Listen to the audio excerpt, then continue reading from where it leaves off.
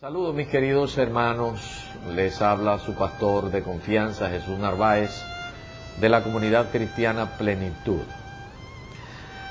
He venido pensando mucho la forma en la que quisiera comentar con ustedes algunos estratos de la palabra del Señor. Quisiera compartir con ustedes muchísimas cosas que pueden contribuir al crecimiento, al fortalecimiento de nuestra vida en el Señor. Sirva pues el llamamiento que Dios le hace al hombre para que éste pueda funcionar y hacer posible que todas las cosas contribuyan para la edificación, el consuelo y aún la exhortación. Quisiera hablar básicamente de lo que debe ser primero, ante todo, que es hablar del Evangelio.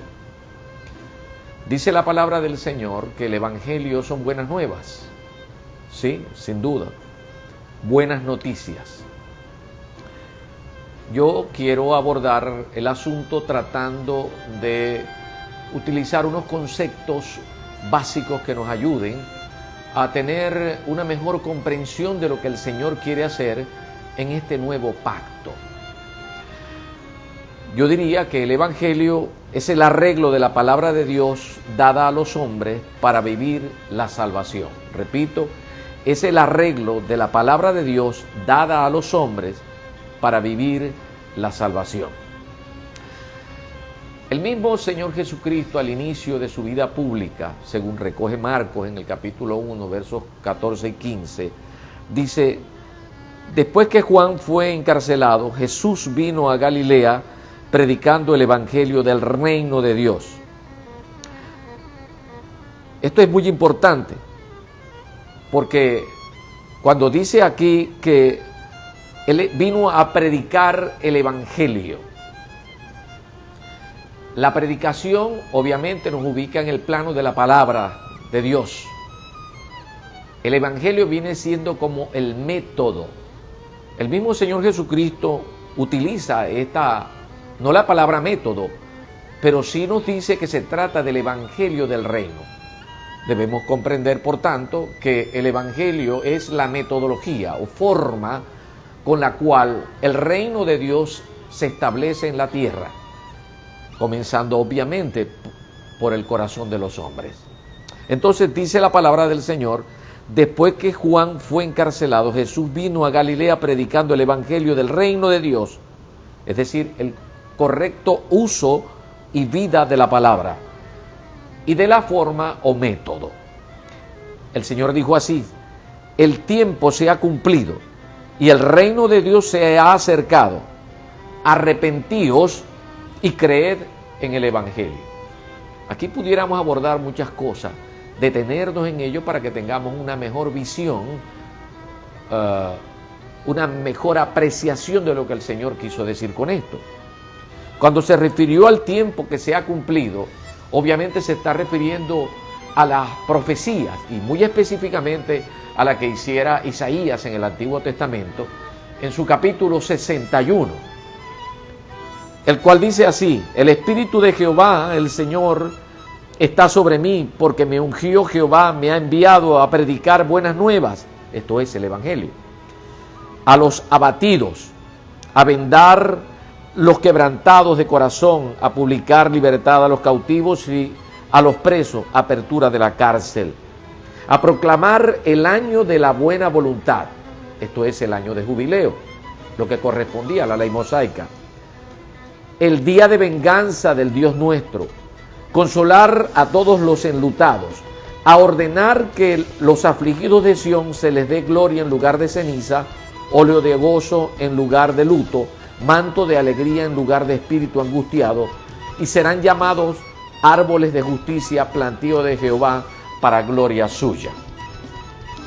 Esto es de suma importancia porque cuando el Señor nos habla de que se ha cumplido el tiempo, cuando Él apareció en su momento, Él dijo: este es el tiempo.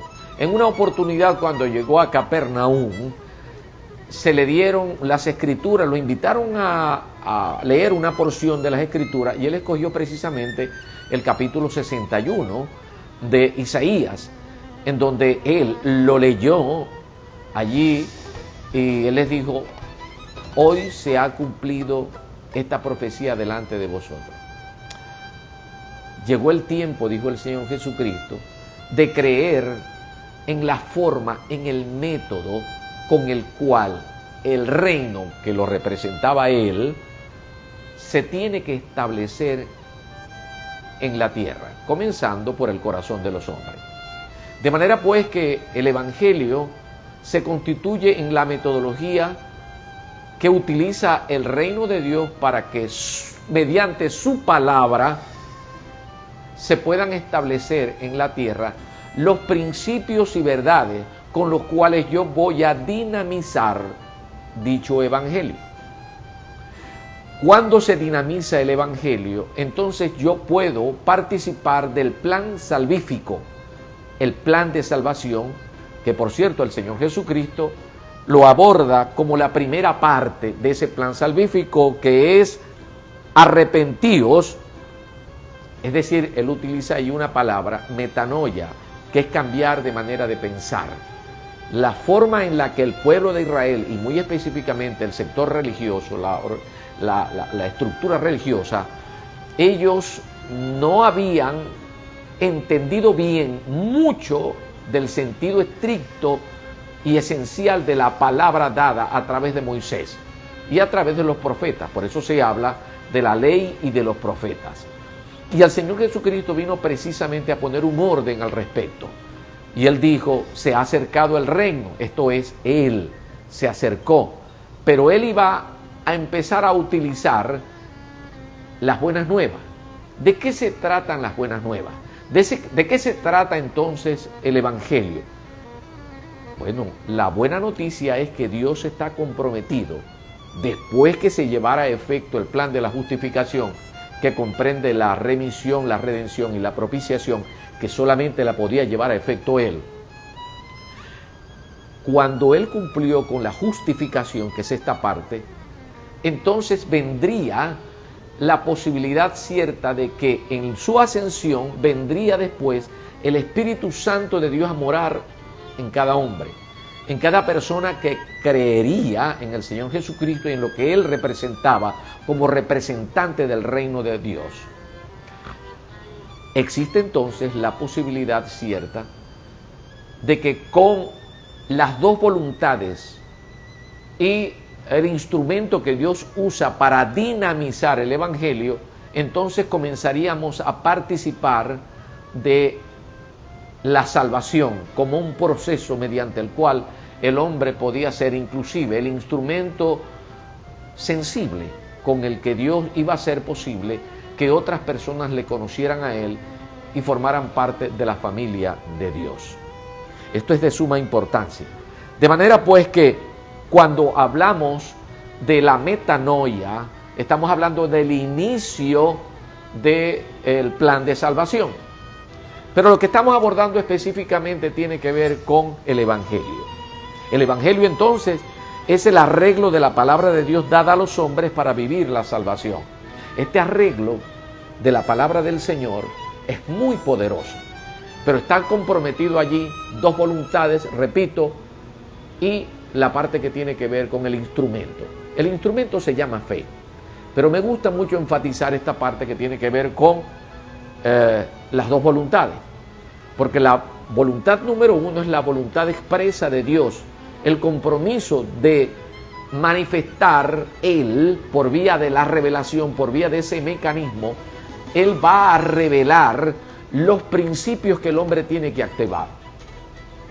Cuando el hombre activa los principios, entonces, además de ello, el Espíritu Santo nos guiaría a atender el espacio y el tiempo requerido para que entonces se pueda cumplir la ley del Espíritu de vida en Cristo Jesús bajo este nuevo pacto. Si en el pacto mosaico, en el pacto donde Dios le dio una serie de mandamientos y una serie de rituales, fiestas y ceremonias comprendidas en la ley mosaica, apuntaban sobre el advenimiento del Señor Jesucristo y de la representatividad de su reino, ahora venía la esencia. Ahora viene la esencia. Y la esencia solamente es mediante la fe como instrumento y las dos voluntades. La voluntad de Dios es que es expresada por vía de la revelación y la voluntad del hombre por vía de la obediencia, que en la Biblia posteriormente se traduce como justicia. De estas cosas habló Pablo también y lo va explicando de manera muy específica. En la carta que escribe a los romanos, me gusta mucho esa porque Pablo es muy específico al hablar de estas cosas. Pablo dice en el versículo 14 del capítulo 1, en esa carta maravillosa: a griegos y a no griegos, a sabios y a no sabios, soy deudor. Así que en cuanto a mí, pronto estoy a anunciaros el evangelio también a vosotros que estáis en Roma. Porque no me avergüenzo del evangelio, porque es poder de Dios para salvación a todo aquel que cree, al judío primeramente y también al griego. Porque en el evangelio la justicia de Dios se revela por fe y para fe, como está escrito: mas el justo por la fe vivirá. Y acota aquí como manera de advertencia en el versículo 18: porque la ira de Dios se revela desde el cielo contra toda impiedad e injusticia de los hombres que detienen con injusticia la verdad. No se puede detener con injusticia lo que Dios está revelando como buena noticia. No se puede detener la dinámica del evangelio, que es la revelación de Dios, la obediencia del hombre a los principios que Dios está revelando para ser activados. Y por supuesto, el entrometerse en esto, paralizar, coartar la libertad que tenemos de Dios a través del evangelio, es un problema muy serio para aquellas personas que se convierten en trampas y que se convierten en obstáculos para que el evangelio del reino, que viene por vía de la revelación, se pueda llevar a feliz término. De tal manera que el fruto que se persigue se haga presente. El fruto me habla de leyes. El fruto me habla de una igualdad que es precedida por unos principios que están fundamentados sobre una verdad eterna, más el tiempo y el espacio que están fundidos y que precisamente terminan de complementar esta ley, que es la ley del Espíritu de vida en Cristo Jesús, que Pablo lo expresa en el capítulo 28, versículo 2. Esta parte me gusta mucho lo que Pablo está diciendo en el versículo 16, porque no me avergüenzo del evangelio, porque es poder de Dios para salvación. La palabra de Dios está arreglada de tal manera que cuando nosotros dinamizamos el evangelio por vía de lo que les dije, tanto la revelación de Dios como la obediencia del hombre mediante el instrumento que se llama fe, es sumamente poderoso. Él dice aquí, y quiero aportar esto, que es de suma importancia, cuando Pablo habla sobre el no avergonzar, que él no se avergüenza de la aplicabilidad del método del evangelio, en dicha dinámica Dios exige al transitar episodios en los cuales somos afectados emocionalmente y sentimentalmente, en otras palabras, somos afectados por las formas y los cálculos que hacemos de vida sin considerar lo que Dios opina.